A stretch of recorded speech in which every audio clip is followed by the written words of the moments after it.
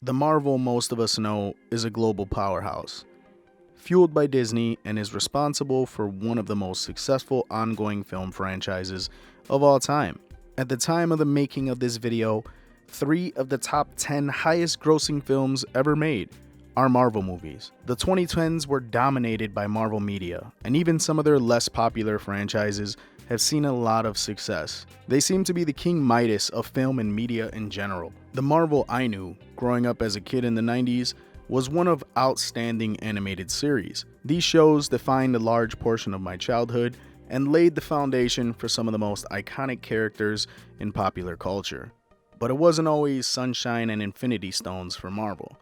As a matter of fact, there was a small time period where the future of Marvel seemed uncertain. A slew of bad movies, animated series that couldn't compete with the shows of the 90s, and convoluted comic plots that left longtime fans scratching their heads. The few years before the Disney acquisition were rough, and the once trusted Marvel brand started to be looked at in a different light. If I can pick one thing that sums up this dark time for Marvel, one thing that was so awkward and so bad, okay, maybe not this bad, but it was disappointing enough to make us all realize, okay, Marvel is in some trouble. It's Marvel Nemesis, Rise of the Imperfects. Prior to the dark times, Marvel had a mildly successful run in terms of video game franchises. Its Spider-Man games always seemed to hit the mark, and its Marvel vs. Capcom series had a huge following. What better way to slap a fresh coat of paint on a struggling company than to partner with the hottest video game studio at the time? EA pretty much ran the world during this time period.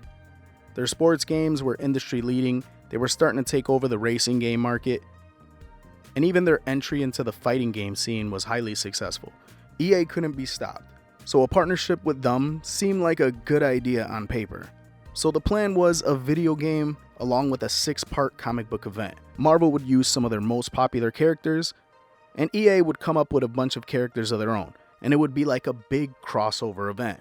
Leading up to the release of the game, it was highly implied that we were getting a Marvel version of Def Jam Vendetta, which everyone was down for. They promoted the hell out of the fact that a highlight of the game was going to be its online features.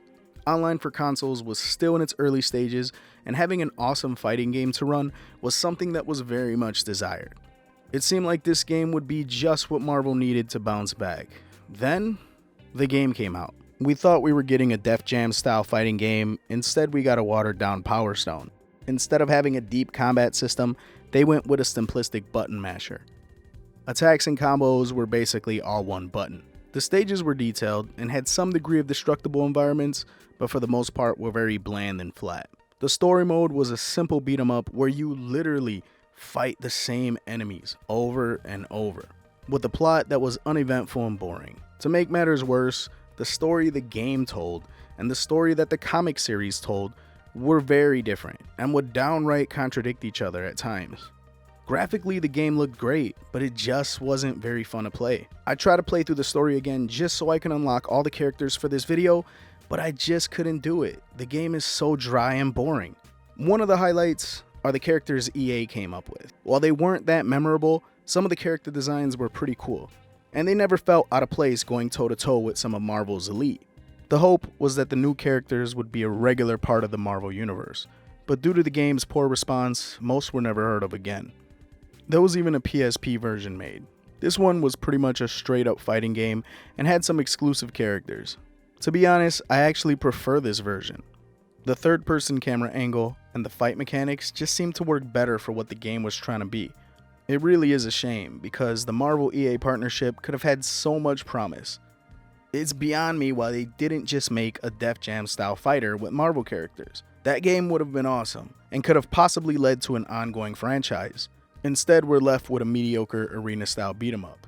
Marvel eventually went on to rule the world, and EA kept doing what EA does. So everything worked out as it should, I guess. Rise of the Imperfects serves as a reminder of how far Marvel has come in the past decade, and is the true embodiment of the rough few years before the Disney merger.